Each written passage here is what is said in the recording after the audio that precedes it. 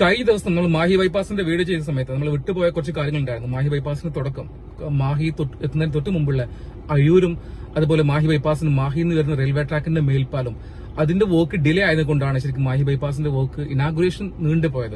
അപ്പൊ ഇന്നത്തെ വീഡിയോ ശരിക്കും മാഹി ബൈപ്പാസിന്റെ തുടക്കവും വർക്ക് നടക്കുന്ന അയ്യൂർ മേൽപ്പാലത്തിന്റെ ഡീറ്റെയിൽ അവസാനഘട്ട വർക്ക് നടക്കുന്ന ദിവസങ്ങൾ മാത്രം അല്ലെങ്കിൽ മണിക്കൂറുകൾ മാത്രമാണ് ശരിക്കും ഇനി മാഹി ബൈപ്പാസിന്റെ ഇനാഗുറേഷന് വേണ്ടിയുള്ളത്.